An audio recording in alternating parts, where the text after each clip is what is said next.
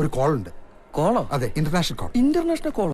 പണ്ടൊക്കെ നമ്മള് അധ്യാപികമാരുടെയൊക്കെ ക്വാളിഫിക്കേഷൻ ഒക്കെ പറഞ്ഞുകൊണ്ടിരുന്നത് കാവ്യ, കീർത്തന, BA, MA എന്നൊക്കെയാണ് പറഞ്ഞുകൊണ്ടിരുന്നത്. മനോഹരം, ഗംഭീരം. ഇപ്പൊ Kavya MD MA, Keerthana MD MA, Neeshma MD MA. സിനിമയിൽ സൽഗുണ സമ്പന്നൻ, ജീവിതത്തിൽ മഹാപോക്രികളും എന്നൊക്കെയാണ് പറയേണ്ടി വരുന്നത്.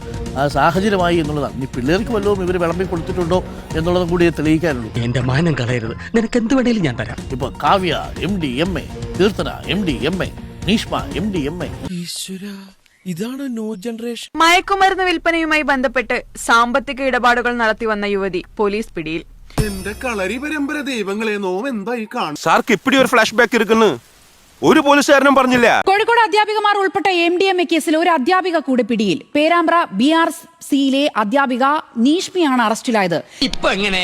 നേരത്തെ പിടിയിലായ അധ്യാപികമാരുടെ സുഹൃത്താണ് നീഷ്മ. അധ്യാപകരെ കുറിച്ച് ഞെട്ടിക്കുന്ന വിവരങ്ങളാണ് പുറത്തുവരുന്നത്. ഏതായാലും അനിയും വന്നത് നന്നായി.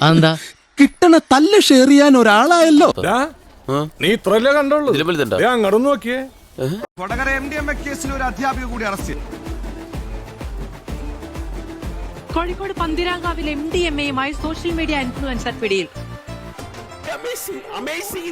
തൃശൂരിൽ 320 ഗ്രാം MDMAയുമായി 2 സ്ത്രീകളടക്കം 5 പേർ പിടിയിലായി. എന്തൊക്കെയാണ് ഈ കൊച്ചു കേരളത്തിൽ സംഭവിക്കുന്നത്? 3 സ്ത്രീകളും അടക്കമുള്ള 5 പേരാണ് പോലീസിന്റെ പിടിയിലായത്.